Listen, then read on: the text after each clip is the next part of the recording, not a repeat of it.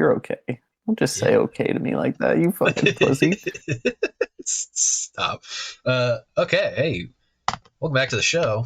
This is Action Jack-0ffs, a show where we talk about our favorite and the very best action movies of all time. Today we're going to be talking about Mad Max 2, Fury, or not that one, Road Warrior. Oh, we're starting off bad. I almost said the best one, Fury Road. But yeah, we're going to be talking about Mad Max 2 and just kind of going into that. Initial thoughts, feelings, questions? It's a very mixed bag. Yeah. Oh, you talking about Road Warrior? Very strange. Oh yeah. Tell me what your thoughts on Road Warrior are. Well, watched it for the first time. Okay. Not sure how I feel still.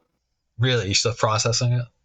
Still processing. It's a lot to handle. I understand. It's first off, as being I've seen Fury Road, I think is the only one that I've seen before this. Oh, okay, interesting. But like I knew the basic premise, had seen clips of I've seen parts of this one, even like you get just it. in passing. Yeah. Like I've kind of seen some of the first one, and then I've seen the Thunderdome thing, like scenes of that from the scenes from Beyond. Is that the third one? That's the third one. Yeah. Yeah. That's very but this one is, isn't it?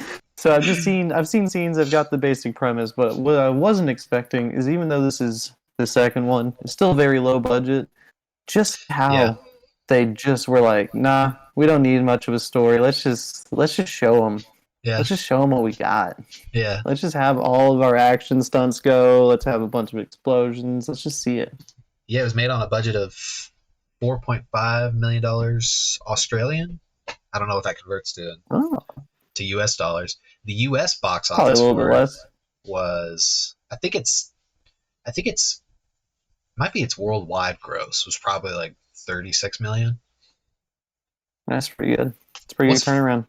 What's funny about that is that global box office is, relatively speaking, is obviously, like, if you adjust for inflation and stuff, is higher than the new movie Furiosa's domestic box office gross. Oh, we're gonna start taking shots at the new one.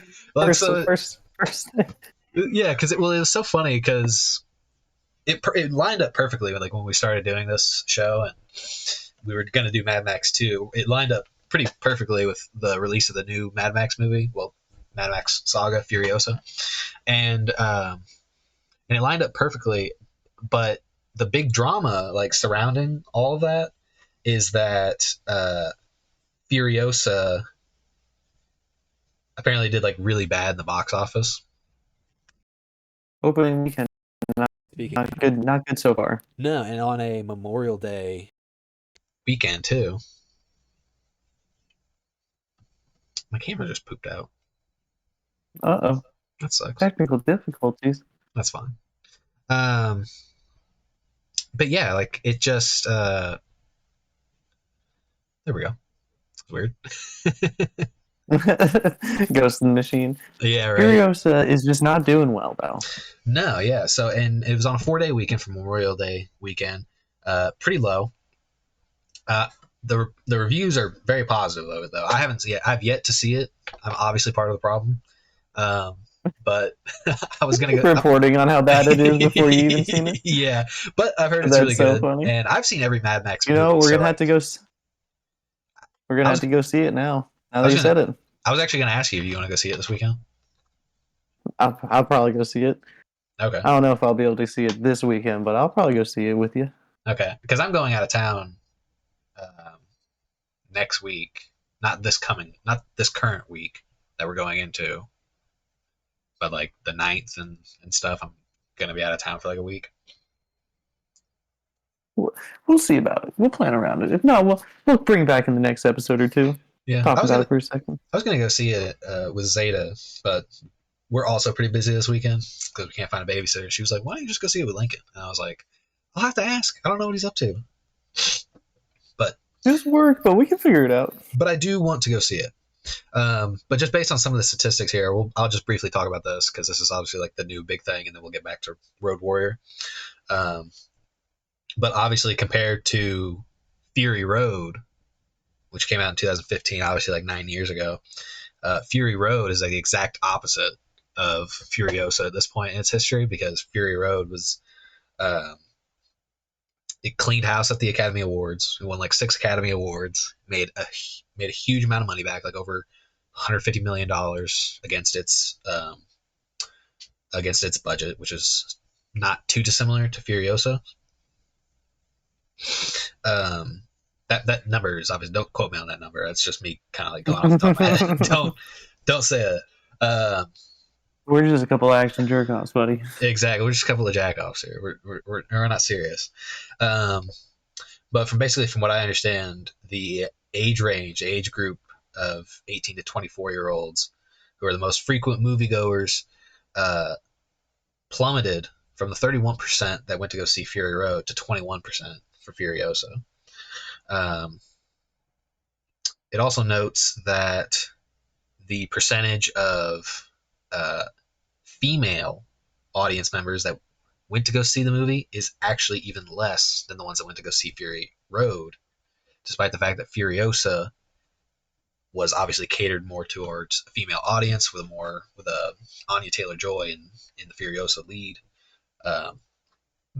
meant to act as the driving force behind the movie, but apparently it just didn't work. I'd like to do more research into like why exactly it didn't work out, but from what I understand, George Miller, who is the creative mind behind all these movies, director, writer of all the Mad Max movies, basically came out and he said that apparently there were other plans for a future Mad Max movie called Mad Max The Wasteland, that also he was working on that movie and also Furiosa around the time he was making Fury Road. But now, due to the meager box office returns of Furiosa, we're probably not going to get a new Mad Max movie anytime in the future. Close to any time in the future. I'm sure we're still going to get it. It's just going to be another 9 years. Yeah, probably. By that time, George Miller will probably be dead. But oh well. He'll kick out one last movie that we're all going to scuff at, and then he's going to die. Yeah, it's going to be sad. And then we're all going to tell him what a genius he was after he's gone. Yeah.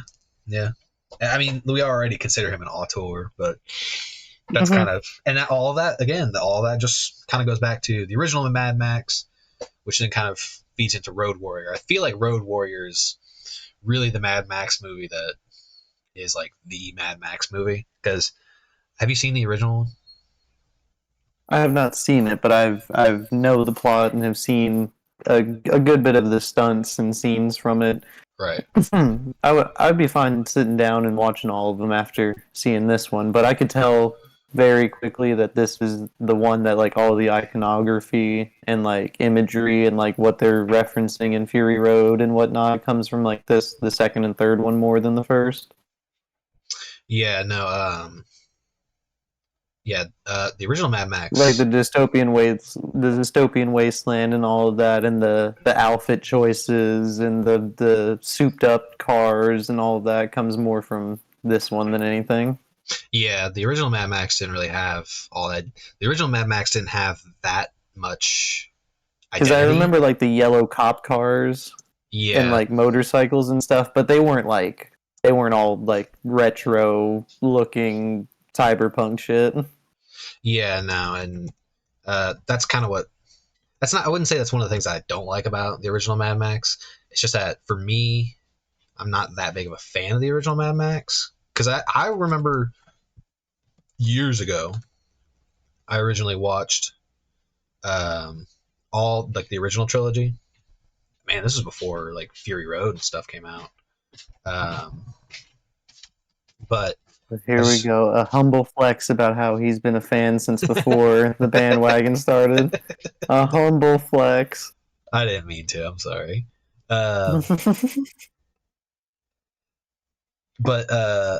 yeah, I watched the original trilogy, and one of the things that I remember was watching the original Mad Max movie. I just like fell asleep because it doesn't really get good I can see until it doesn't really get good until like the finale where he like becomes Mad Max and like goes and he like kills Yeah, and it's the more of a thugs. Punisher ripoff than anything.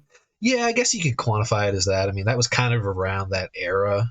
I'm not really sure what the original like inspirations for Mad Max were, but No, I wasn't. Not necessarily that they took inspiration, in but like spirit, that's the feel of it. yeah, in Yeah, spirit. And then you get to Mad Max 2, and it's just a completely different movie. Like it's a completely different feel. The dystopia is taken over. The assless chaps are everywhere.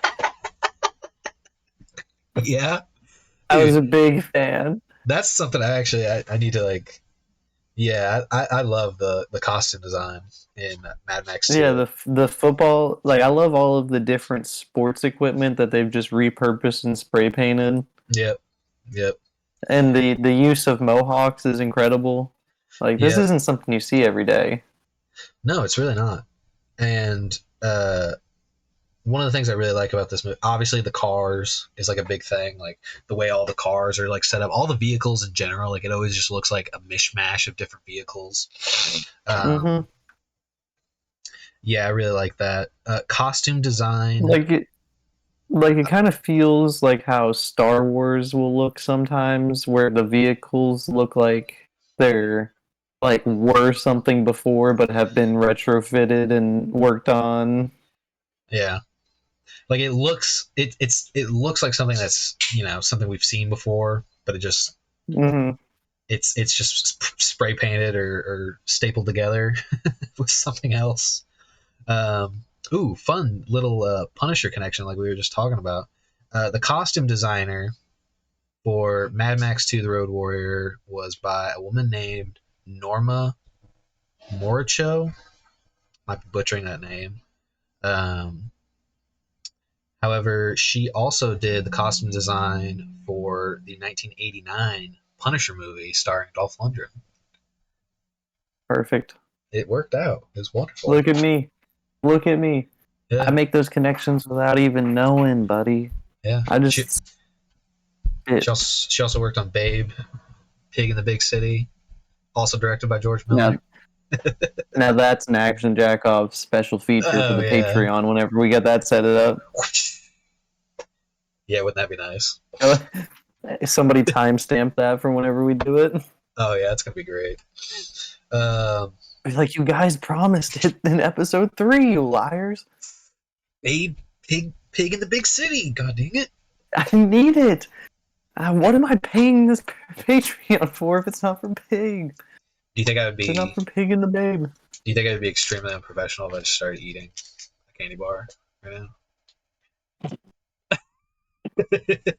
I'm just kidding. I'm just kidding. I'll put it down. I'll put it down.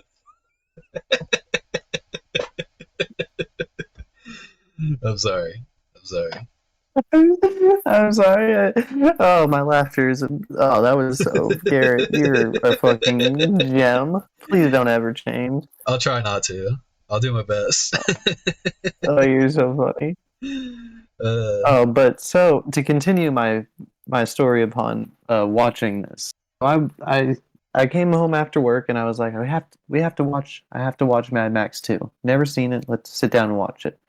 Watch the first 30, 40-ish minutes upon where we follow Max. He meets his friend, the gyro pilot that he follows through the movie. yes. They encounter that he watches as some of the townsfolk are slaughtered as they try to leave. And then it was about whenever he makes the agreement to go get the truck that I paused it. And I was like, all right, this is about to get good, I can tell. Mm-hmm. I was already in, but I knew I needed to step away for a second, really, really think about it. So I go for a little walk. Yeah. I come back. I sit down. I'm like, all right, let's get into it. I get into it. I start watching it. I'm loving it, feeling it. My sister walks in as I'm watching my parents' house. And she's like, what are you watching? What is this garbage? And I'm like, Mad Max, buddy. This is the Road Warrior. And she sits down and we watch the last 30-ish minutes of this movie together. And I'm getting a young young 18-year-old's perspective on what's happening. Interesting. And boy are we laughing on the last like 20ish minutes at every stunt, everything. I was having a good time before, but I had a really good time. Sorry. The candy bar got me. Oh. Oh, gotta keep it professional since somebody else won't. So anyways, Sorry. we're having a great time. It's a joke. We're having a great time watching it. And we get towards the end and she's like, how are we gonna wrap this up? And I go, we probably aren't. And let me tell you, we didn't. Right? I almost had to play the next one. Really? Because You guys are about to watch. You guys are gonna watch Thunderdome. We almost just were like, all right, let's see what Mad Max is up to in the next one. Because they leave it on what a weird cliffhanger ending / like full circle thing going on. Yeah, like it kind of leaves it somewhat open ended. Like I kind of when I watch it, it kind of reminds me of it's more of just like a day in the life of Mad Max type of feel. I was gonna bring that up because it's somebody, as we learn at the end, spoilers, it's a 50-year-old movie or whatever at this point. Oh. We learn that the little feral kid is the one who's narrating the beginning and end of the film. Yes. So it's just somebody who came into contact with him for a few days telling the story of like, man, the legend. And what I've kind of realized from my research, that I did some light research for these movies since I hadn't seen really any of them and how they connected to Fury Road, because that was the one that I watched.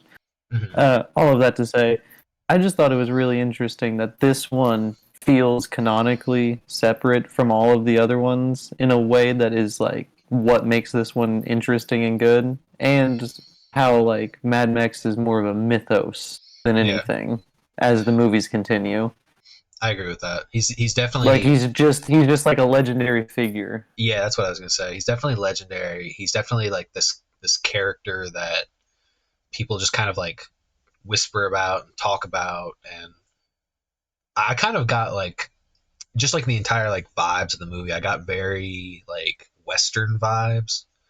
Yeah, I was like gonna say it's like a Western movie disguised as a dystopian movie. yeah, like it. Lone gunslinger comes into town. It kind of checks off like all the tropes. He comes into town. He's just looking for resources. In this case, it's gasoline. He comes into town, Befriends a small kid. befriends a small kid. He helps out some local villagers, which I guess would be like, all the people in the compound are like the equivalent of like the cattle ranchers or something like that. And you've got like Or even like the old samurai films, the same kind of kind of spiel. Yeah, definitely. Like those old Kurosawa films with like the Seven Samurai and stuff like that. Yeah. Mm-hmm. I think that's actually like probably a big inspiration George Miller was drawing on. I think what's interesting, obviously like that, before I get into what I was going to say is obviously like all that stuff being said, Mad Max just kind of like comes in, rescues the day. It reminds me a lot of like those old like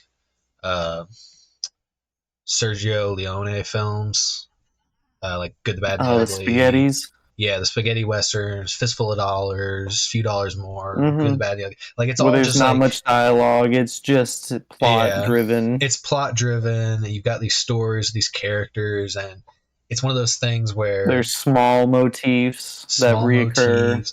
All this stuff, all this epic stuff that's happening in the scope of the movie is just a series of days in what is likely a very like action-packed lifespan of Mad Max, Because by the time you're just there to see how it's deteriorating. Exactly, and by the time you go through Thunderdome, by the time you get to Fury Road, this is just like this guy it just perpetually gets from this one. Yeah, this guy just perpetually gets into shit. Oh yeah, and it extends. He just perpetually gets into shit. All he does, he just perpetually gets into shit, and it's like he didn't even intend to be the hero these guys were looking for. He was just there for the gasoline, He's just there. It reminded me a lot of especially whenever he's filling up his tanks right before the convoy leaves, and he's like, "I'm going out on my own," before he gets absolutely shit on by like three Yeah. dudes. Yeah. Oh man, that was so Uh, funny. what that is so funny. But the scene when he's filling up the gasoline, it reminded me a lot of the Han Luke trying to get Han Solo to stay. There's like a lot of Star Wars esque things, only because it was just a few years removed, I feel like, or just because it's a very easily referenceable plot. But That's like the I same. felt It's the same like the premise, Luke really. it's it felt like at least some of the beats were the same, but it felt very like the Han Solo, like, "Hey, you need to stay and help us with the Death Star," and he's Yeah. like, "I got what I came for," and just to come back and eventually help the same begrudging, unwilling heroes type that we see with some of these anti-heroes. Yeah, that's like Mad Max is basically like Han Solo. If when Han Solo came back at the end of New Hope and uh, shot Darth Vader in the ass, and then like if somehow that sequence just like kept going for like Was the 20, movie? it was the rest of the movie for like 20 Yeah, minutes. yeah. Because the last 20 minutes of the movie really is, to me, it's like It's really more it's the if most like if there iconic. was no Luke. Yeah, yeah. Yeah. The chase is what all of these other movies are doing. Yeah, that's what I was gonna say. But Is it's like, more it's like if Han there was no Luke and Leia and they killed Chewbacca and then we just go from there and then Han Solo just goes crazy. because they killed the dog. Oh It's yeah, incredible. I didn't think they were gonna do it. they killed I the knew healer. like they set it up. Yeah, They set it up and I was like, he's gonna be fine. They're gonna have shot him in the leg or something. And they were just like, no, he's just gone. Rest of the movie, we're not even gonna have a scene where he cries about it. That's no. how hard Mad Max is. Well, he was also like half dead too, because they Oh, blew up well, his yeah, car. but when he was crawling away, I expected him to be like crawling to the healer's body. Oh yeah, yeah, The dog named Dog. yeah. I love when they do that. They do that in 3 or 4 movies that I've seen, and I love when they do that. They're just like, It's a he's it's a just fun Dog. trope. It's a fun trope. I also like how I thought this is just a funny side note. That dog is it's obviously this is production. It's Australian production. Movie takes place in Australia. Not well. We can assume. Um, I mean, it looks like it. yeah. Well, I mean, the whole thing was filmed in the outback, basically. Yeah. Um, and the healer is like one of those like iconic Australian dogs, and I just think it's so funny that Mhm. like you know what I'm gonna say when I talk about healers in Australia. Mhm. It's basically Bluey. Um, Yeah. that we basically have Bluey and Mad Max. I think that's a fun connection between the two of He's always been there. them. Yeah. What's even better is if there was some reference in Bluey to be like, great grandpa. You should have seen him. He was great. He was a real good Or guy. no, it would have to be in the future, so it would be like they have a Oh, pup or like something, they have and a son. like there's a flash forward, or like there's like a reference where they put a bandana on them, and they're like, you should stay away from motorcycles. Oh yeah, dude, that'd be so funny. I Like love just that. some like little throwaway. That is so funny. Oh man. Not as Anyway, funny as the chocolate bar. thank you. Yeah, yeah. You want another one of those? I got it right here. Yeah, Oh, give me one more. yummy. Oh, let me tell you.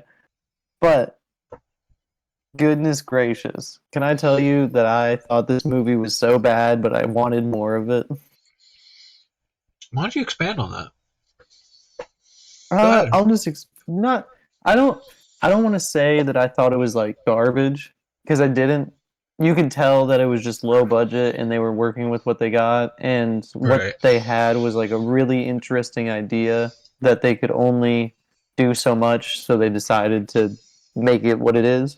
But I thought like all of the choices were interesting. Like even though not everything worked, I was glad they swung at everything. Right. Like it didn't really feel like there was. They didn't waste for naught. You know, like it didn't really feel like No, they no. lost anything. They were like, well, they were like, this is what we got, so let's fucking go for it. And I really respected and like enjoyed every bit of that. Like you could tell that like a lot of the stuff was tropey or like they were going for like some cheap thrills, but they would twist it just a little bit to make it like a little bit nuanced. Mm-hmm. I also think that. But like, Go ahead. I was just gonna say, I just like but everything that worked, I really enjoyed. Yeah, no, same. I feel the same way to a degree. I do think that there's definitely things you can criticize about the movie. Not even having Oh yeah, anything to do with just its budget. Um, like sometimes, it can be, I don't know, like it's pulp. it's pulpy. Yeah, that's a good thing to say. It's very Yeah, pulpy, and I don't really hold that against it, it's honestly. Like no what you see is what for you get. being for like all of the obstacles and barriers that they're trying to overcome. It's a sequel. It's a non-American based movie.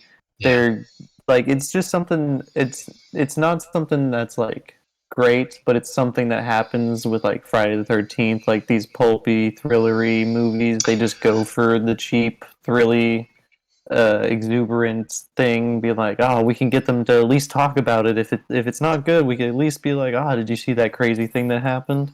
yeah. And I would actually also And say on that note, it does kind of. I draw a lot of parallels between this movie and Evil Dead 2 yes, yeah, because very you similar, can. That's a really good comparison. very similar vibe, very pulpy. Um, Almost a remake. Almost a remake. It's the way that I feel that whatever they did with Mad Max 2 is what they should have started with in Mad Max. Mm-hmm. They all the stuff that they did in Evil Dead 2, they should have started with They Evil should have Dead. started with. Even though Mm-hmm. I recognize that both movies are fine individually, but I feel like the cultural like consciousness, like the hive mind consciousness, is like we definitely prefer Evil Dead 2. I can't speak for everybody, but me Mm-hmm. personally, Evil Dead 2 is more iconic. It has more of the things we associate with the Evil Dead franchise.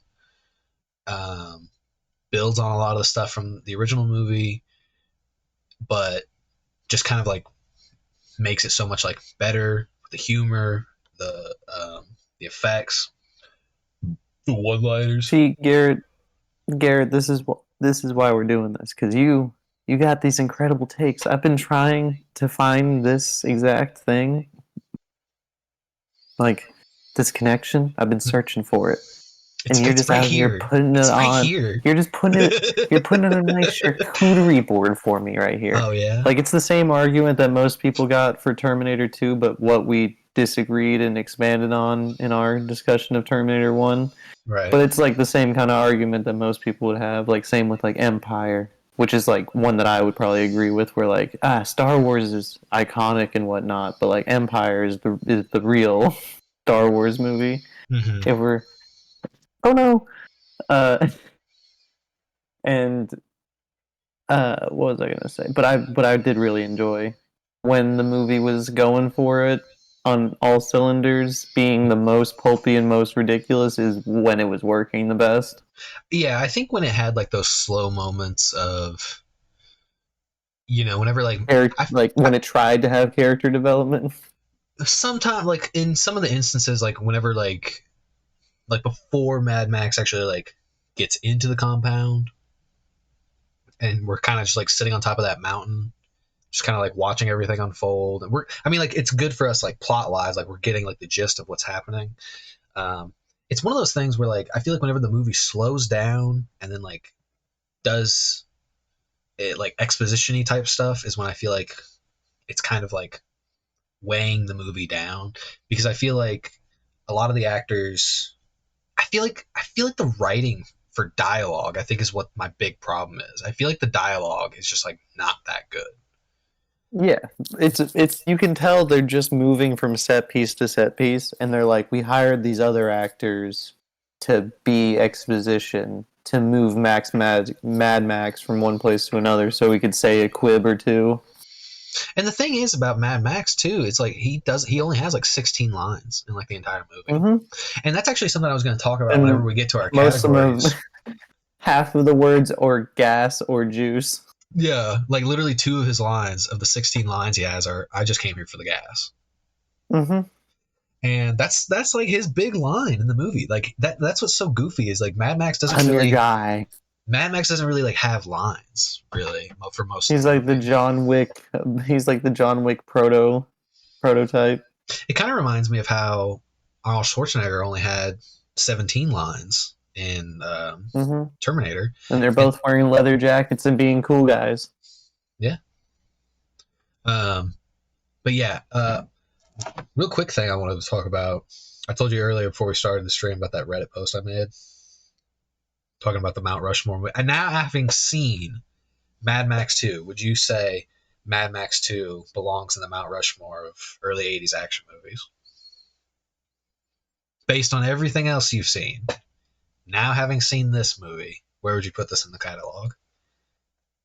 I mean, it probably wouldn't be the top 4 if we're talking about like the Mount Rushmore. It would probably be like 5 or 6 because it does Okay. need to be up there because it's like its own indie type and has very different action than some of the other ones, I would say. Obviously, yeah, it's very like But it would be in the discussion. it's in the I wouldn't say discussion it for would be me. on there though. I think for me, it's in the discussion because it redefines um, car chases, action chases Mm-hmm. on the scale that this movie did, and also I think just from the aesthetic alone, this movie's in the discussion because I feel like this is such an iconic aesthetic that would go on to like um, influence so much that came after it. Yeah, for sure. Because I mean, and not even Anything Borderlands, yeah, all and kinds of stuff. not yeah, pretty much anything, and also anything that takes direct influence from this movie in particular, and obviously like future movies. It's one of those things where like again, in reference to something like Evil Dead, when we think about the things that are like iconic about the Mad Max franchise, we are thinking about Mad Max 2. We're thinking about the sequel, not Mhm. Mad Max 1. Um, but I basically I wrote it up on Reddit and I basically was like, you can think about movies from 1980 to 1984 and what action movies were the most pivotal for the action genre that would go on to influence movies from like 85 onward to the end, like right at the start of the 90s, and then even going so far as to influence more modern movies. If Obviously, we we're have hey, if we're talking about only to 84, then it might be higher up there. well, that's what I'm saying. Only early 80s actually. If So only 80 to if we're talking 84. about only now that I've seen this, I'd probably have to look at some dates and stuff, but it might be 94. Because I would say that with because I think about in terms of like what this movie did, not just in its aesthetic, not just in what it did for action. Eh, I also think about what it did for Mel Gibson's career. You know, Yeah.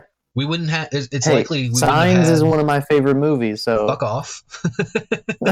Don't bring that shit on the show. dude, fuck you. Signs is awesome. Fuck Signs. I fucking hate Dude, Signs. fuck you. We No, will fight. no. I'll I drive to will your fight this house right right now. now. Come over. Dude, fuck you. I'll Dude, I meet will you literally come to halfway. your I will house. meet you Dude, I'll come to halfway. your house and choke you out in front of your family. Signs Oh, is so okay. good. Yeah. Whatever. Yeah.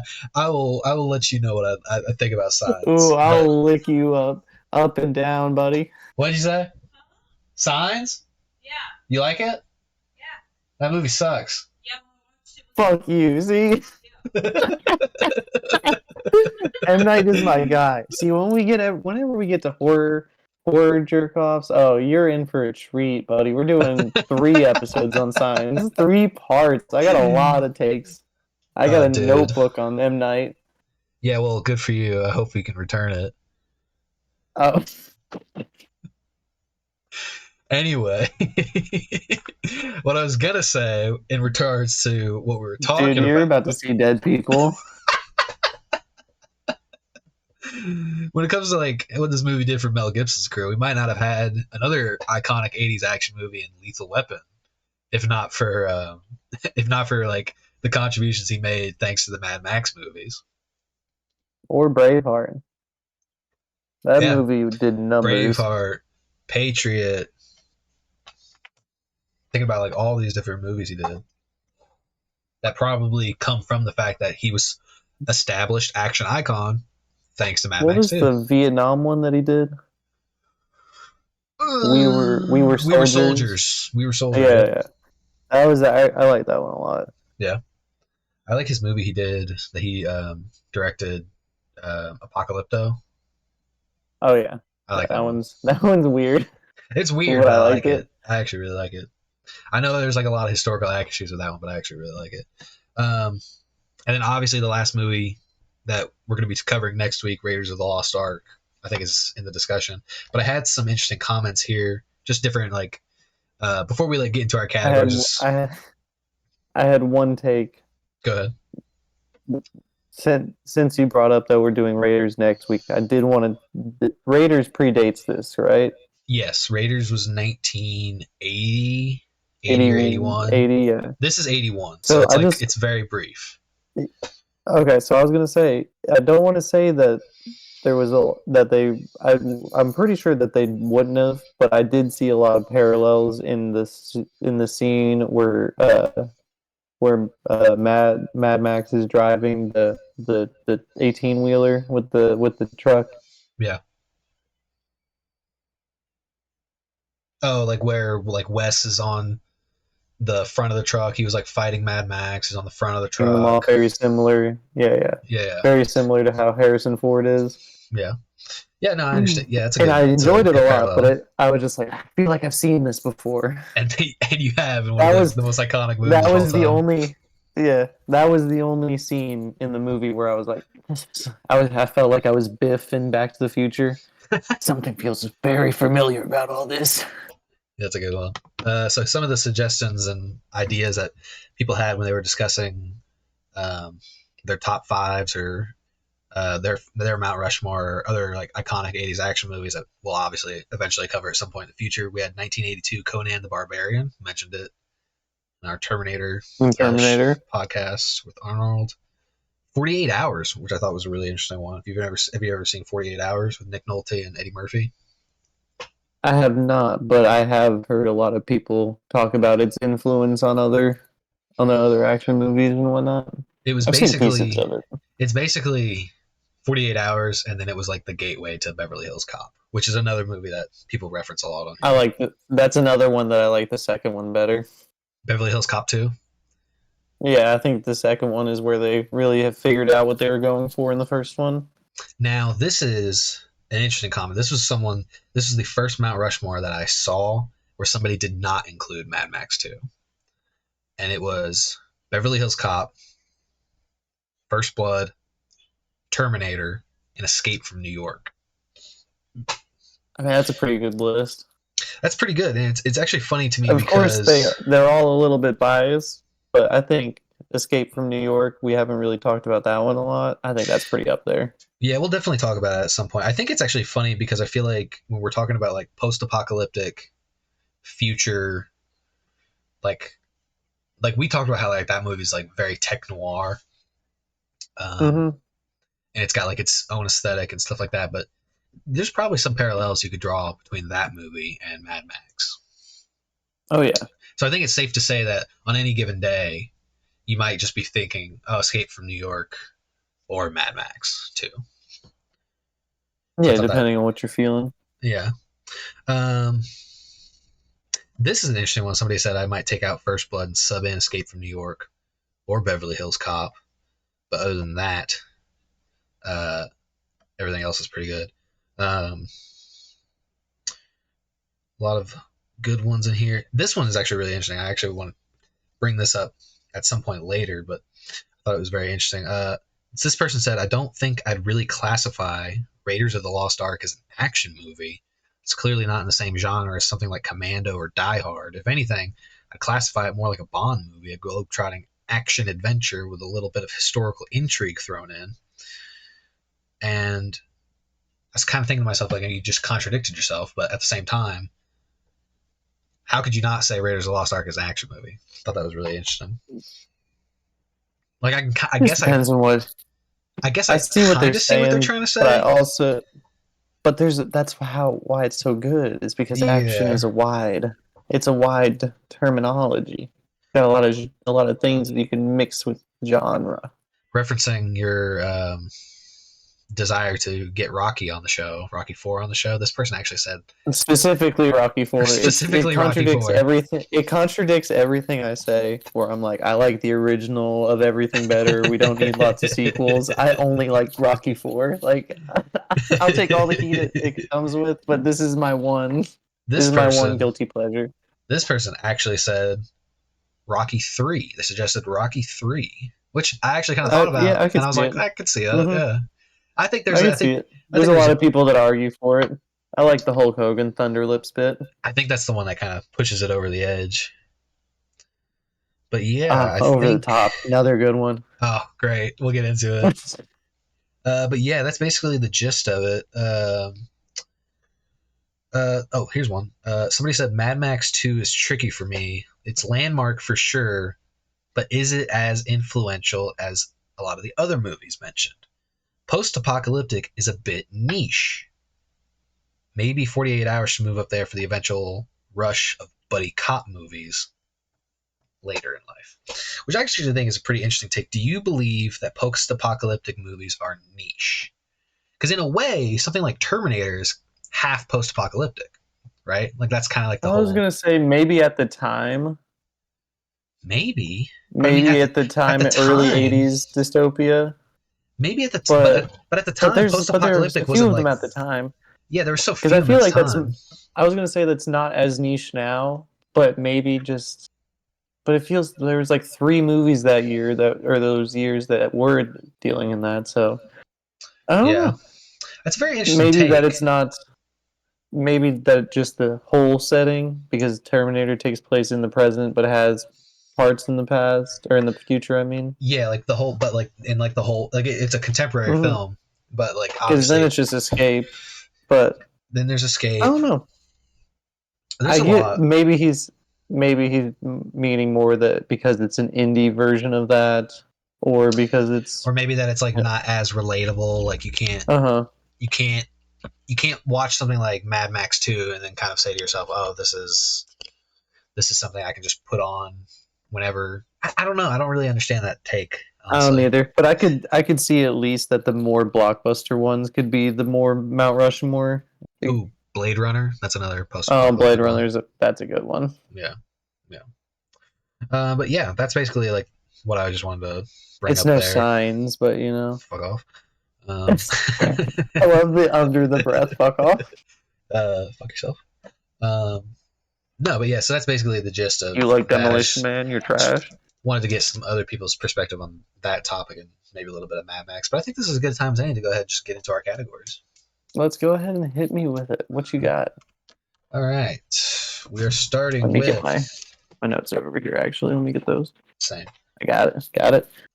So we are getting into starting with our first category here. We got favorite still frame. Where we basically talk about our favorite still image in the movie, what sticks with us the most. Mine is at the hour 20-minute mark and 10 seconds. You have that handicap guy on top of the truck that got set on fire. And it's like the scene of him where he's he's got his hands up. He's like got his hands up and they're on fire and he's just looking at his hands. I think he's like, I'm okay. I think that's so funny. That's my favorite still image. There's a lot of great imagery in the movie. Like I said, the aesthetic is great. I picked a lot of different ones before I settled on my final one. Go ahead and hit me with them. So I didn't save all of the other ones. I just was kind of pausing throughout, being like, "Oh, that's a good one. Oh, that's a good one." But the one I finally stopped on and wrote down was at an hour and 15 exactly. There's a still frame of the back of I guess you would the red mohawk character. I forget Wes. if they ever gave him Wes. Oh, that's Wes. Okay, I saw his name in the credits and wasn't sure. So there's a still shot from behind Wes and the humongous. Yes. Humongous.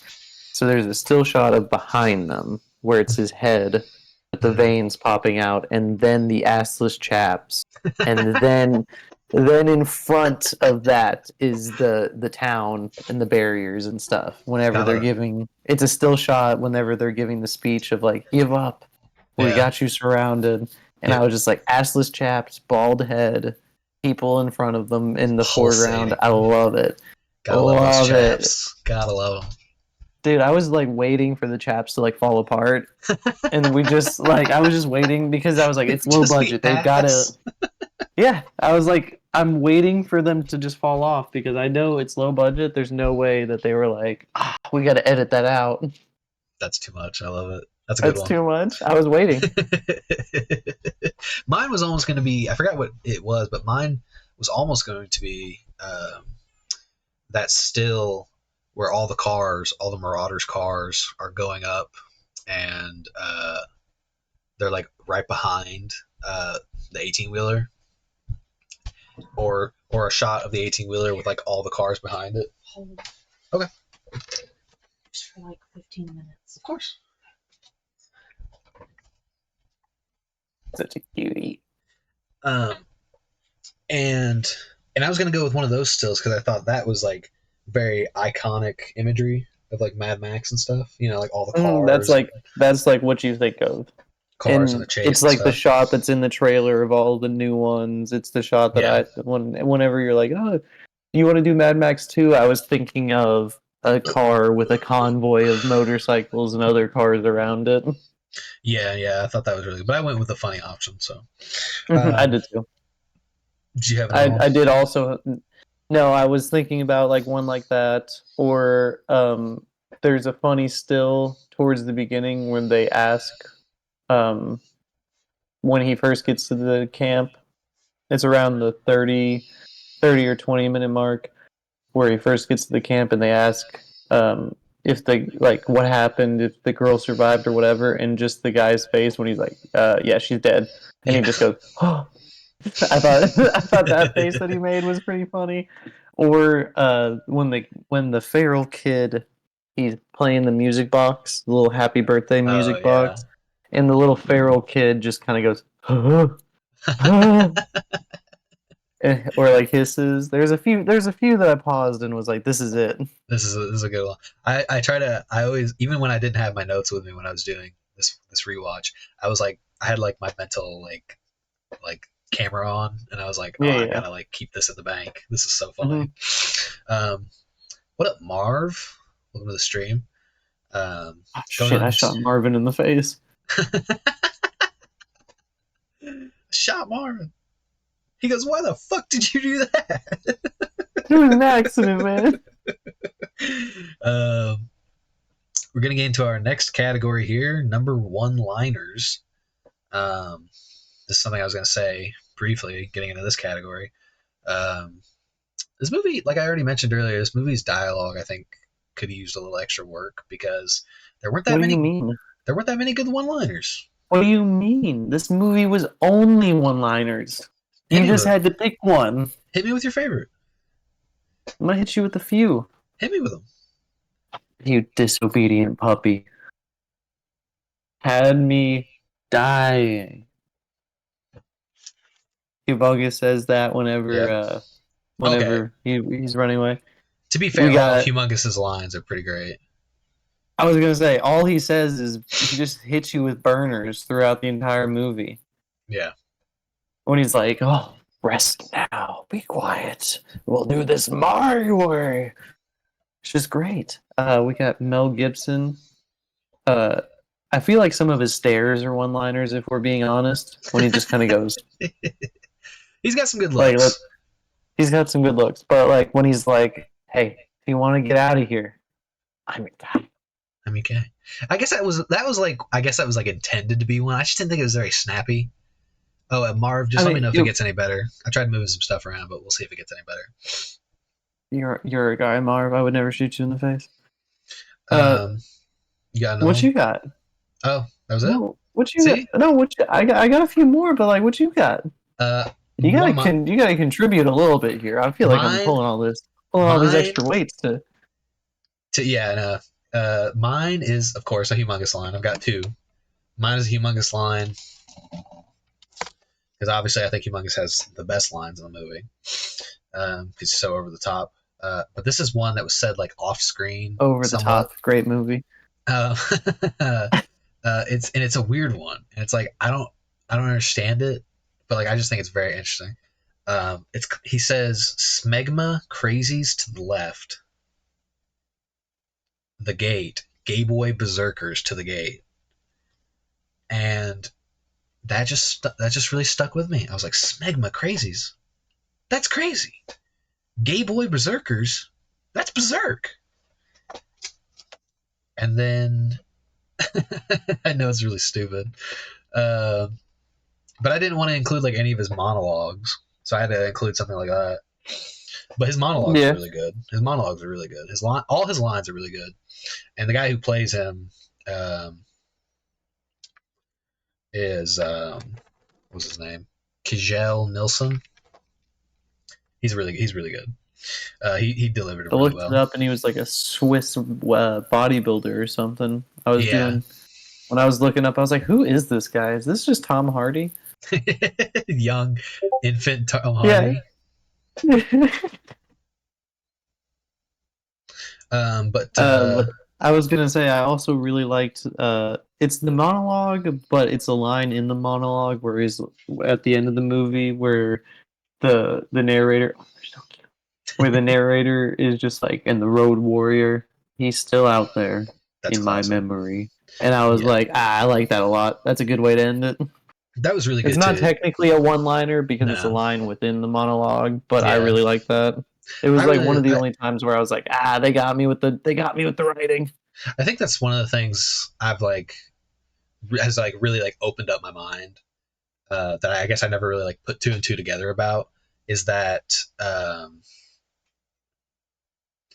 when it comes to like a lot of these early 80s, it's really common for late 80s action movies, but going back and doing a lot of these early 80s action movies, it surprises me just like how the whole like one liner thing was just like not really a part of the movie. It's really funny because especially like these more like iconic ones we're doing, they're just like not there. Terminator had them in spades, but First Blood and then now this movie just don't really have them. It's just not as common, which I thought was fascinating. Not as common now. My last one here for got your legs. for number one. your legs. Gosh darn it. It's a really good monologue. It's actually by that old curmudgeon guy. Uh, like when, what was his name? Papadalo? Whoever, like the With all the leader. medals. No, the guy who was like the leader Oh, of the guy who gets shot with the arrow and then gets speared in the back. Yeah. He was with Yeah. that guy with the medals when they go up to like Yeah. try to convince Max to stay. Mm-hmm. And that old guy is like telling Max about paradise and stuff like that. And one of the things he says is, "We've got nothing. There's going to be nothing to do but breed." And I just thought that was really funny. Oh, yeah. Yeah, Whenever he just- flips out the picture with the girls in bikinis and beaches. I thought it was really dumb, but I thought it was really funny too. All of the side characters were hilarious. The side characters are definitely the ones that I think about the most. Like obviously we have Mad Max; he's very iconic, and the fact that he's like the lone warrior archetype. But you've also got like Humongous, Wes, the Feral Kid. You've got the Gyro guy, Gyro Captain. Um, He reminded me a lot of the brother from The Mummy. the brother from the Mummy. Oh yeah.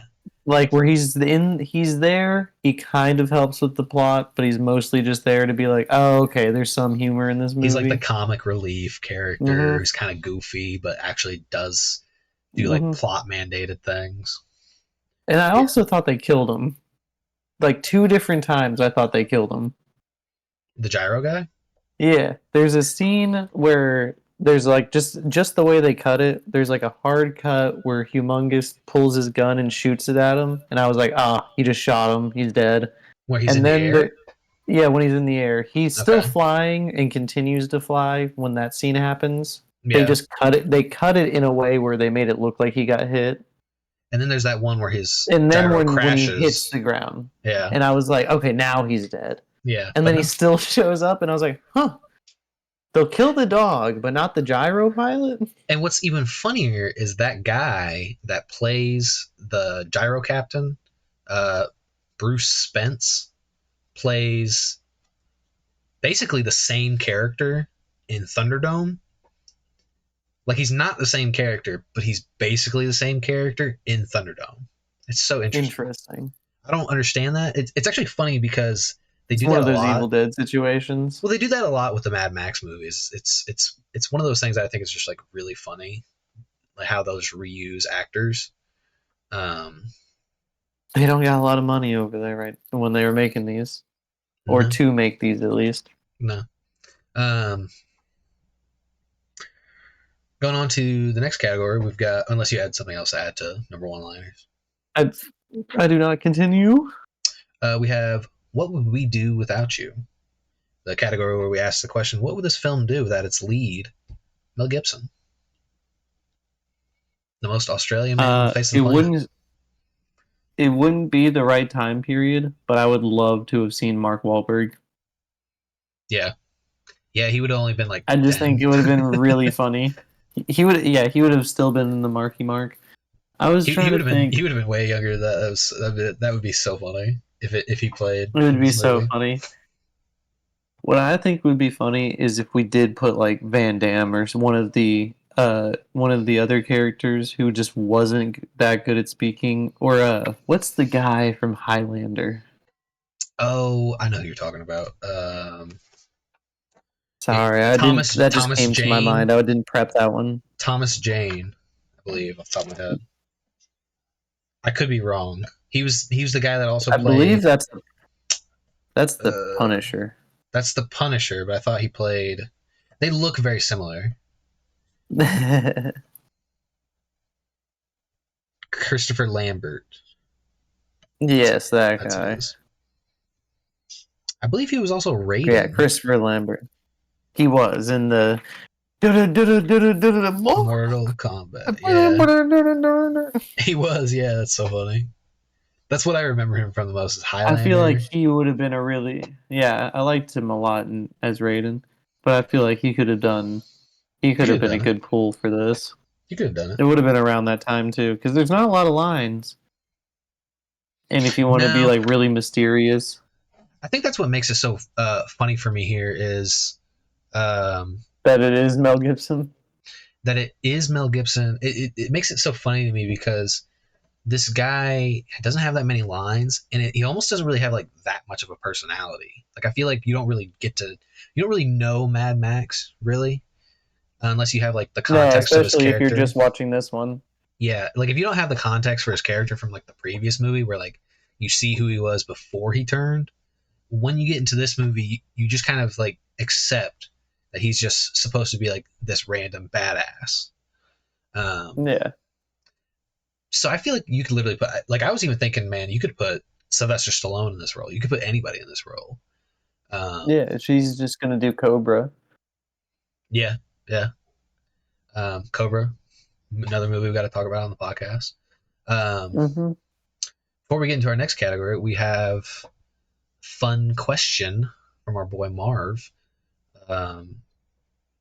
What is your favorite question? What is your favorite reference in other media to this movie? Because I know you talked about this is the end. Oh, where they? Yeah, where Danny McBride has all of the. Where did they say something about how it's gonna be like Mad Max, or I was gonna say like Borderlands is like an entire video game series, almost solely based off of the series and like the dystopian future type world. The concept, or like Rick and Morty has done a bunch of stuff. They did that one like episode where they were basically in like a Mad Max universe. I remember that. I wish I could remember that episode, but I know what you're talking about. That's really funny. I can't say one off the top of my head, but there's like it's in the ethos. There's so many. Mine is very specific, and it's very niche. It's very specific, but I think about it all the time. This is why I woke up this morning. This is why I woke up this morning. So I'm a huge fan of Ben 10, and the TV show is the 4th series of the Prime Ben 10 series. It's Ben 10 Omniverse. We're going. That's so deep and niche. You went 4th show? Who watched Omniverse? Everybody. On There's so many. purpose. I don't even want to get into it. There's a lot of people watch Ben 10 Omniverse. It's like their favorite. I don't like it as much as everybody else, but it's like it's some people's favorite. Ben 10 Omniverse had a bunch of like alternate versions of Ben, and one of the alternate versions of Ben was like an evil version of Ben, but everybody called him Mad Ben because he basically came from an alternate universe where it's basically the Mad Max universe, but if it was the Ben 10 universe. So Ben 10 is in his own version of Mad Max's universe, and he wears like the gaudy costumes. He's got like a mohawk, and every time he like transforms in one of his aliens have like this ridiculous like Mad Max style costume on, and it's just really funny, and it's so goofy. They go to his universe. There's like everybody's driving the cars. It's all like a desert landscape, even though it's supposed to be like a suburb. It's just really good. I think about that. That's my most niche possible reference. It's my most. It's probably the furthest removed reference I could have made. Does Logan count? I don't know. I think Logan is more of a Western. There's like movie. one or two scenes. Well, this one kind of is too. Well, we there's talked one about or two. that. But There's like the chase scene feels like it when he's in the limo a little bit when they've got all this convoy in the desert, and the character that can't go in the sun has like the same kind of get up as we'll see in some of these movies. I just felt like maybe a little bit I could I don't see. think you're wrong. I think that just kind of ties back into the iconography of this movie, in that so many movies that revolve around post-apocalyptic futures or dystopian futures of some kind could probably trace their roots back to Mad Max. You'll always hear Mad Max as a reference in these movies. Yeah. Moving on to our next category, we have cutting room floor, the category where we talk about deleted scenes or scenes we would have liked to see last a little bit longer. What do you got? I was just gonna say, make the entire movie a chase. Don't even give us any dialogue. So do what Fury Road did. Yeah, just that's why it works. That's why Fury Road is the best. That's why. I was surprised that there was so much not driving in this movie. Considering, I will say this. In That's response the to one that, thing that is one thing that I noticed, but that was my own pretense notion. I will say this in response to that. I actually think there's too much driving in this movie based on the whole like setup of like the world, that gasoline is supposed to be like this like finite resource. Yeah, well, I mean that's one of the most ridiculous parts of the entire plot is that they're like, we're all struggling for gasoline. Yeah. But it would also be funnier if they were only going like 1 mile down the road every time. Well, I mean, we see them like set up camp not that far from where the compound is, but I just think it's goofy that their schedule is, I'm going to drive out. I mean, that's why they have to employ the helicopter for circles. Half the movie. I mean, I get that, but I mean, what does the helicopter run? It runs on gas, and it's like it makes sense that the people in the compound. It makes sense that the people in the compound can provide the resources necessary for that, but for the Marauders, their whole thing is trying to get gas. I assume they have some surplus of gas hidden somewhere because they're such a, I assume their arm, their reach is probably massive, and they've probably captured or yeah, they probably raided and stolen. They probably raided multiple people. They probably found all kinds of surpluses somewhere. Yeah, I'm assuming they have some kind of surplus, but it's one of those things that I just think is funny when you think about it. How literally the whole plot of the movie is that gas is a super finite resource, and yet these guys are just driving around like it doesn't mean anything. It's just really goofy. Yeah, I didn't mean to cut you off. They're reusing arrows. Yeah, I didn't mean see they do stuff like that, but then like they make a big stink about the gas. No, I completely agree. But if we're just going on what we're trying to see, I would rather if the movie have started and it's like Mad Max is trying to steal this semi truck full of gas. Yeah. Then as he's stealing it, he realizes that there's a family on board, And then the stops. Marauders come and they gotta steal it. And then he's gotta save the day, and that's the entire movie, is we're just on the run. Yeah, it's very interesting. But That that's would more of what I that was would have been cool. expecting. That would That's have been more cool. of what. Hey, save that idea. Write that down for us. We won't cut that part out of the podcast. We'll make that ourselves. Yeah. Anyways, Oh, uh, I had something for this cutting room floor cut. I know that was like a random Oh, like okay, let's hear aside it. there that I didn't mean to get hey, it's into. okay. If you want to take up all my time and then have your own time, we can do that. Look, I'm sorry. Hey, it's your show. No, It's my idea, your show. You had So- something. You had something you wanted to say. Go ahead and say it. Hey, I came I up with a did name. it. Hey, that's a, all right. Okay.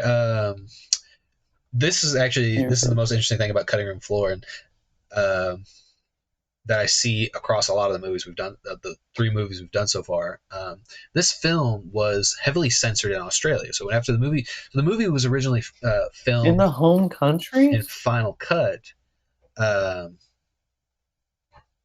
Yes, Marv, it is the plot of the Tom Hardy one. That's why we were like, that's why I like Fury Road, the Tom Hardy one. That's why I really like that movie, because that movie just kind of like gets into the meat of what you want to see in a Mad Max movie.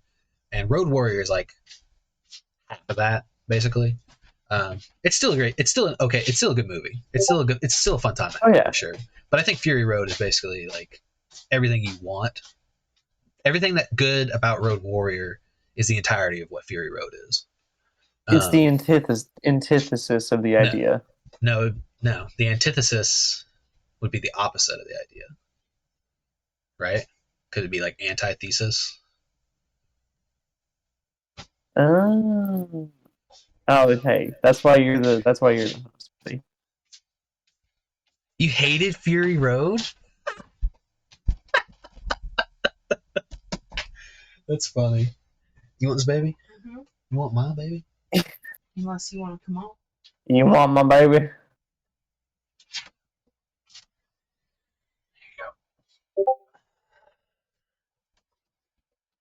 That's so funny. that's so funny. I've actually heard people say that though. I one of my other friends, he also says that Has Marvin seen Furiosa?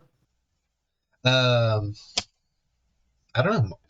Marvelous Misadventures. Have you seen the new Furiosa, the new Mad Max style movie? But anyway, yeah. Cutting room. So yeah, the original cut of this film, final cut of this film,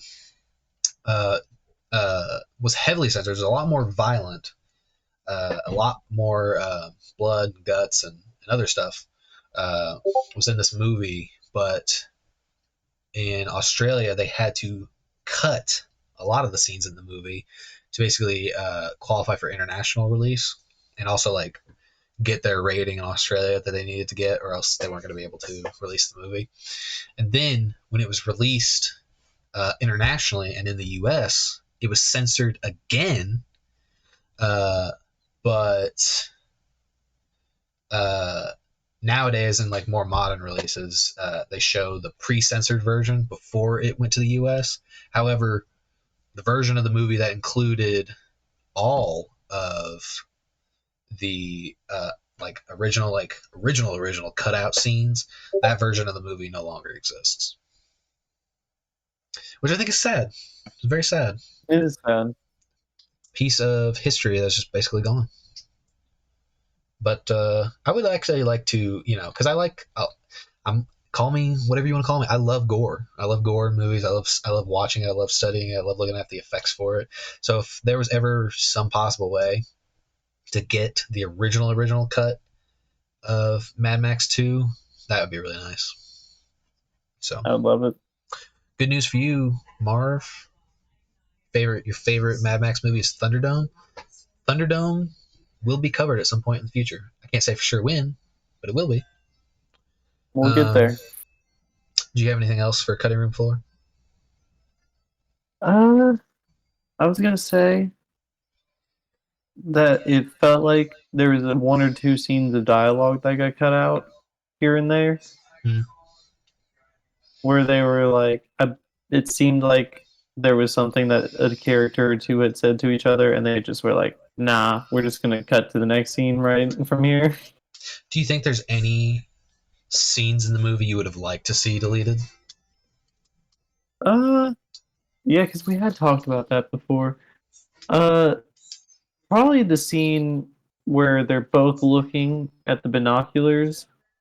I wouldn't say that we need to delete the scene, but I would say we delete some of the text and some of the stuff they're looking at. I would say, I mean, it's funny because it's another example of like with First Blood, where it's like it's a perfect hour and a half movie, great time Mm-hmm. frame for a movie. But I feel like there's like a few scenes that I think we just don't really need. Like that scene where the gyro captain and that one random girl are just like about to escape on his gyro. Like, Oh yeah, but they don't. I looked. That was the only scene in the movie where I started looking at my phone. Yeah, Random. Oh, he crapped out again. camera I'm working with. It just like That's randomly fine. shuts off. Oh, oh! We're I back. see you again. We're back. So yeah. Anyway, moving on. Sometimes you just need to wiggle the batteries. We've got best explosion. What do you got for me?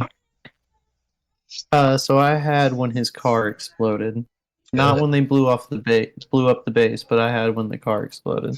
That's a good one. Yeah, I like the. I liked when they the foreshadowing for his self defense, his booby trapped car explosion Mm-hmm. finally came back into play. That was a really good explosion.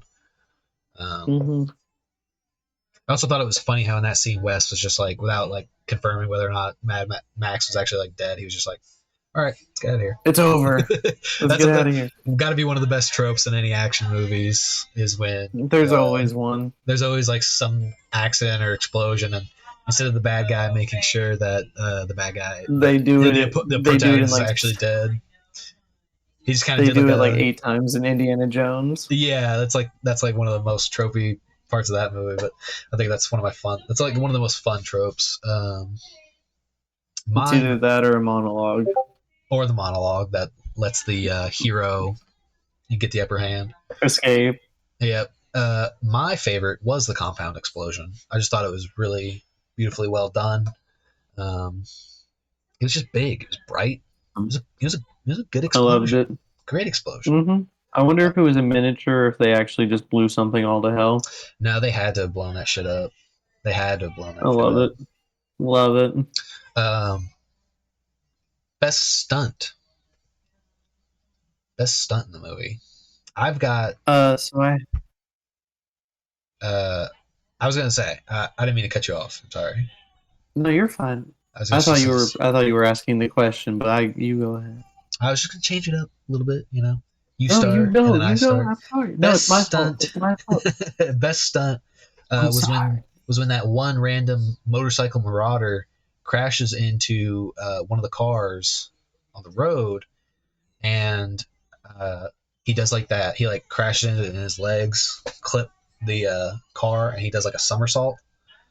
That's what I was gonna say. That's why we're the same guy. So it doesn't I thought that matter. was so impressive. That was really good. So you probably already know the story behind it, but I'll go ahead and mention it for the audience. Um, the stuntman that was supposed to do that, that was doing that, was played by Guy Norris. He was a stuntman. Later in life went on to be a stunt coordinator. Um, he was supposed to fly clean over the car.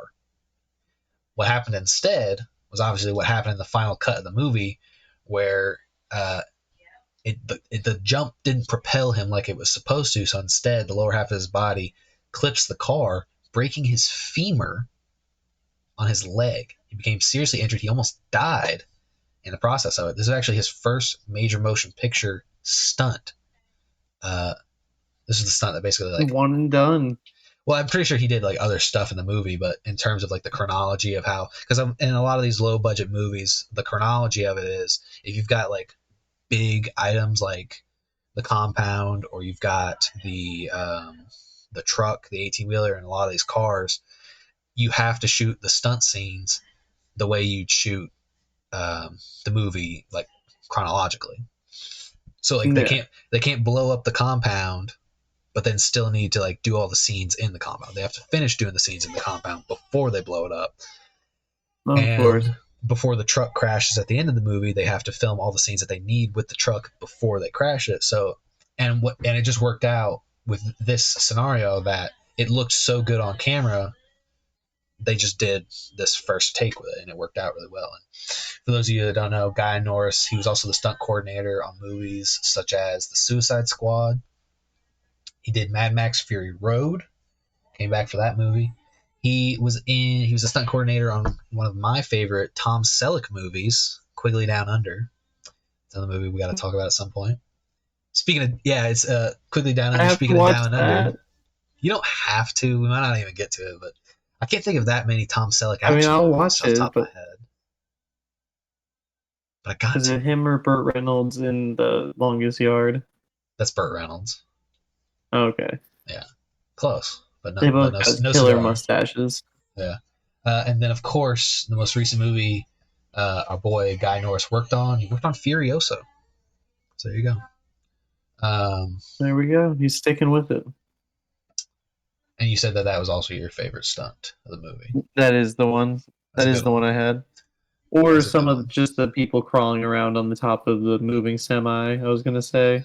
Yeah, a lot of that stuff looks. That's what's so great about watching a movie like this, because when you look at like a lot of like modern movies, everything's done in a studio, right? It's all done Mm-hmm. with blue screen and green screen and all that stuff. And this was literally Just cutting. These people were actually there on that road, jumping Mhm. from vehicle to vehicle. It's like this in the death proof scene Yeah, where the It's- girl's on the hood. great shit. It's a great stunt too. I just love it. Love it. I just love when it really feels dangerous. Best action sequence. You have anything crazy for this one? It's gotta be the finale. It's got to be the finale. That's what I had too. The last 20 minutes It's of just the movie. it's got all of the set pieces. Basically, the chase. The whole last 20 minutes of the movie is a big chase scene where Explosions, it's got kills, explosions, gore, that guy that's on fire. It's all crazy good stuff. Everybody gets their piece in that last 20 minutes. It's so funny when I think about that. When I think about the last 20 minutes of the movie, it's so funny because I think about how it feels like Humongous is supposed to be like. I guess he carries the weight of being like the main bad guy, but then I always feel like Wes is the main bad guy because his rivalry with Max, I guess, is like played up a lot more. So Humongous always feels like a background character, funnily enough, even though his presence brings him straight to the foreground. And I really like that final like crash where Humongous is like boosting his car with the nitro and he's going right into the guy, and then they just crash into each other. I thought that was so funny. I love it, and then it just gets turned into wreckage. Did you hear any Wilhelm screams in Wilhelm screams in the movie? Did any jump out at you?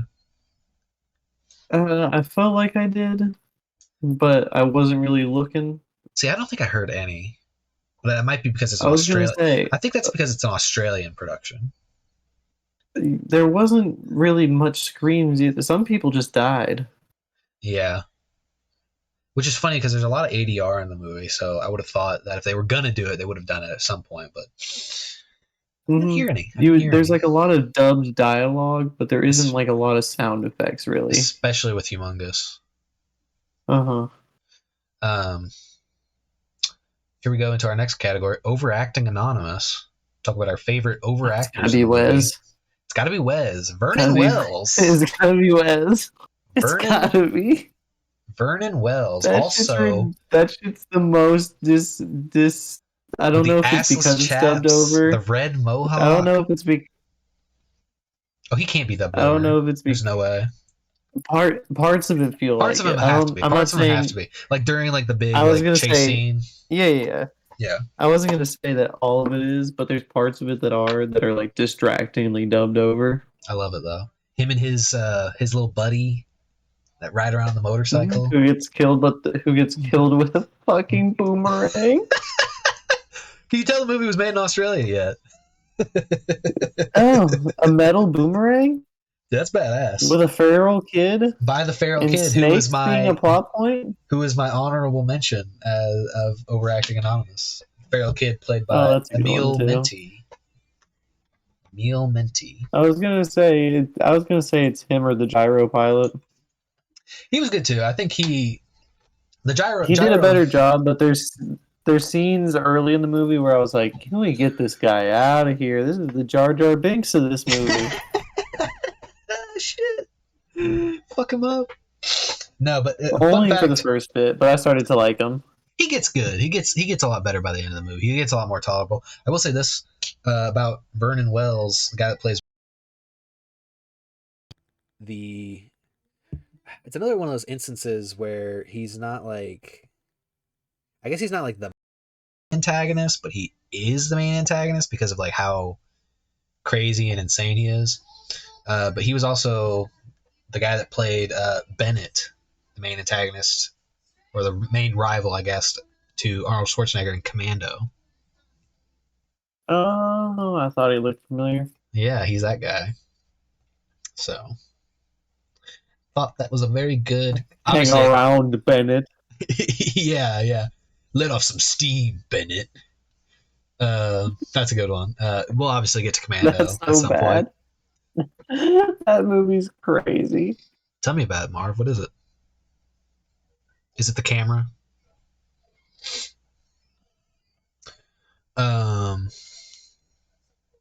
That does it for that one. Are you sure? Hold on. We'll get into it when we finish, but because I thought I had it set up on for my microphone audio input capture. Obviously, I'll get into it later, but that's very interesting. I'll try to fuck with that.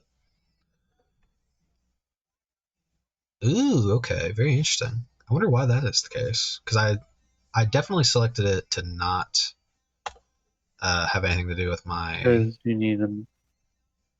You need him better shut up.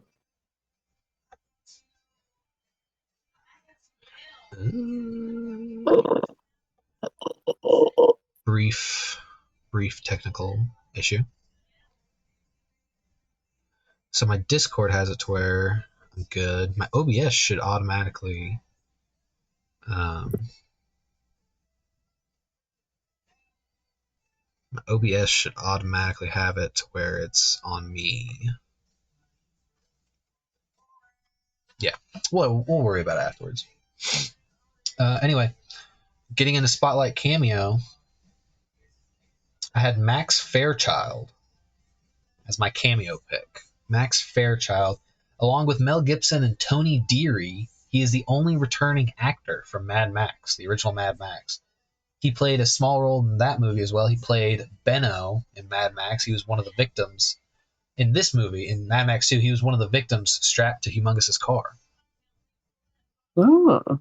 Yeah. So, thought that was fascinating. He comes in peace. Yeah, he's that guy. Did you have one? I did not. I didn't really recognize a lot of the people. I gotcha. Yeah, But no, so that's fun. Then we'll get into our second to last category. We've got second comers. It's a category where we talk about the actor or actress that we really liked outside of the main character, outside of the main actor. I know we said that it was Wes was the overacting, but I was there for his arc. Really, this movie was the Wes movie. Yeah, Mad Max is the villain in his story. he opposes him at every turn. He does. He kills him and his friends. Kill his lover. They fuck up him and his buddies when they were just hanging out on the road at the beginning of the movie. Okay, What's And funny they about just all they do is ruin their society and kill them. what's funny about the whole whether or not that guy that got killed by the boomerang is his lover or not is that some people that worked in the production claim that that is not supposed to be his lover. They were not supposed to be gay lovers. I think that's bullshit. Yeah, what I mean, there's nothing wrong with it. We're There's saying nothing that it's wrong with obvious it. and that it's okay. I'm saying Yeah, that that's the part of his character that I identify with is that he's got his own arc. yeah. I just think it's They so took funny. everything from him. I just think it's so funny He's that supposed to be the anti Mad Max. They took everything from him the same way that they took everything from Max. So he yeah, goes mad in the sequel. It's the perfect foil. yeah, yeah. It's very funny. But yeah, no. Mine was actually Kajal Nilsson as Humongous. Stole the show. Oh, Stole the show every time he was on screen. you're a big fan of a big muscly guy with a mask on. I love a big muscly guy with a mask on. I can't help it.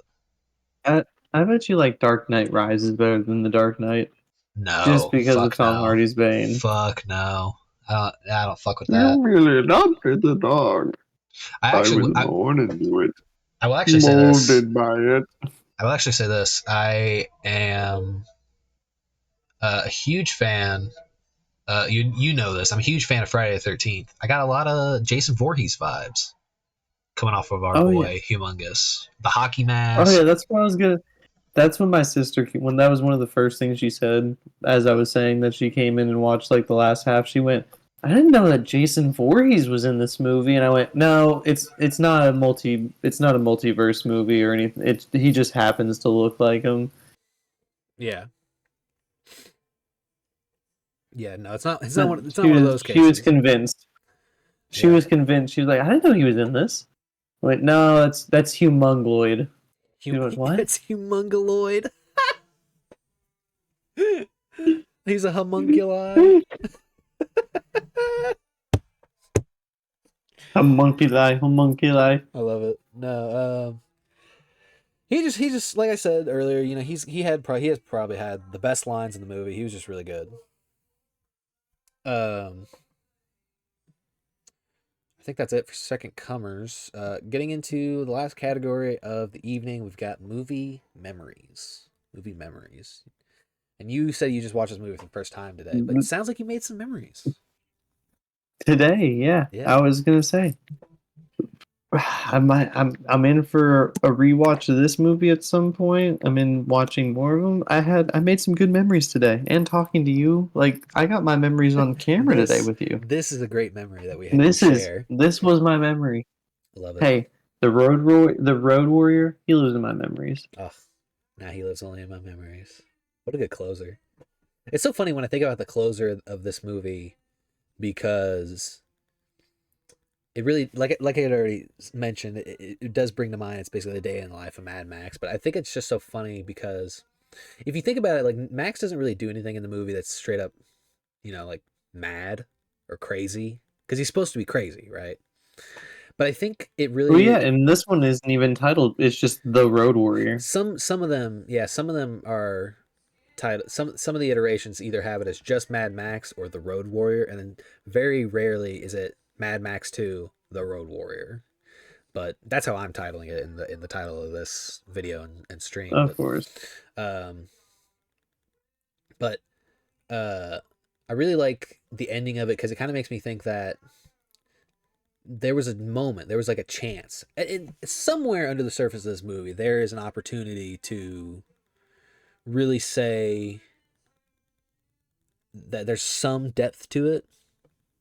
And I think about that in terms of how Max had the opportunity to go with the compound, the people from the compound, to out of the wasteland and go to paradise and stuff like that. And basically it just kind of came down to what I think his name was Papadillo, I forgot what his name was, the leader of the compound. Papadilla. Papadilla. And he basically like he vocalized it, you know, like Max.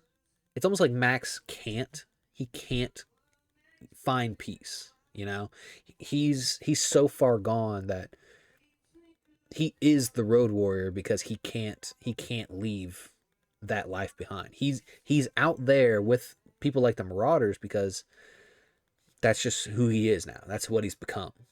He's stopping. He's hunting people, saving things, the family business. He's surviving. He's basically. I feel like he's just he's trapped in survival mode. Because without his, you just gotta get the juice, get the gas, yeah. get out. Because without his family, he's just nothing.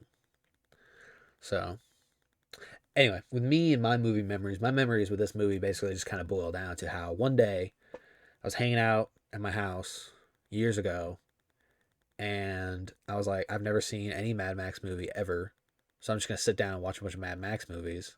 Because this had to have been like when Fury Road was like just starting to come out, and I was like, that looks awesome, but I have never seen a Mad Max movie.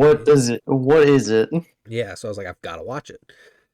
So like I had said, I started with Mad Max 1, didn't really care for it, thought it was okay, you know, like it gets good right before it ends. Like when the final like action sequence happens, it's really good. Then I saw Mad Max 2, thought it was way better, thought it was a much more structured plot that actually like works out in its favor. Thought that was really nice. And then I got to Thunderdome, and Thunderdome is a mixed bag for me. I like Thunderdome, but I feel like I only like it when it's the Thunderdome parts. And that's not even that long in the movie.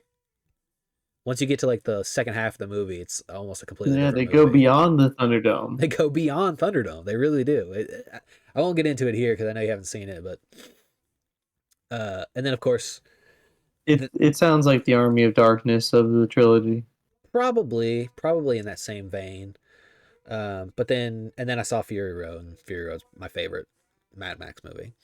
But that's basically like what my memories are. It's just one of those things is like it, and again, like you had said at the beginning of this, that I had heard of Mad Max and Mad Max 2 and like the different types of movies and stuff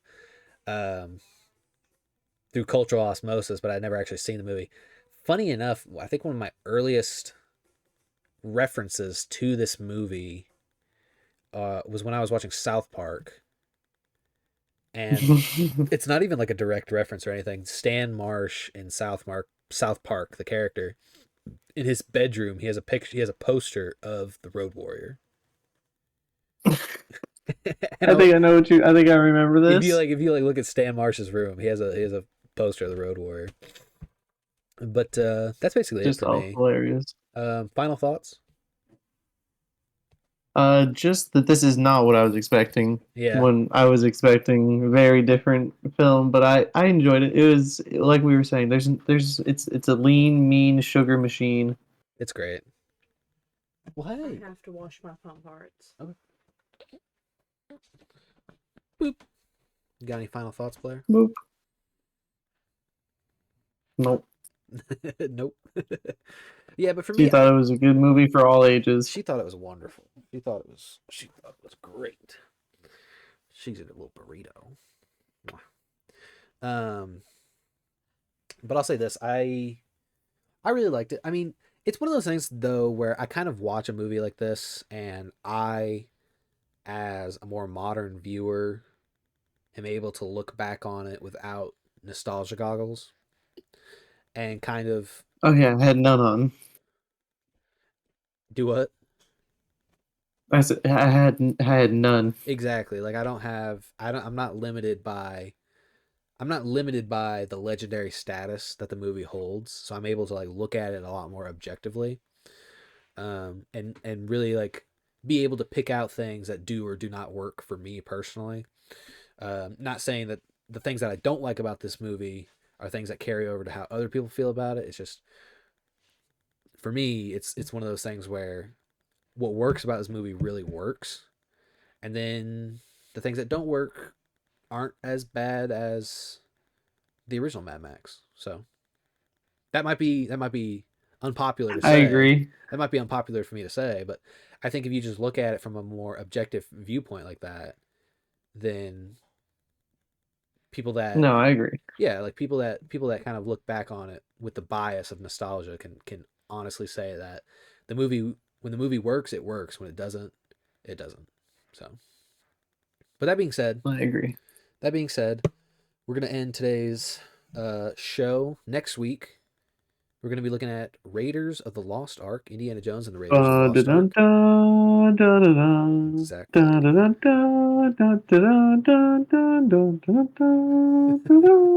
Thank you. You're gonna get a strike. Copy. I didn't even think about it. I'm That's sorry. fine. That's okay. It wasn't that good anyway, so they probably won't recognize it. Thanks, buddy. You're welcome. Anyway, we're gonna go ahead and hop off here. Hope you guys enjoyed this stream. It's gonna go up next day on YouTube. So, Like, comment, subscribe. Yep, make sure you check that out. All right, we'll go ahead and see you later. Bye-bye. Bye. Bye.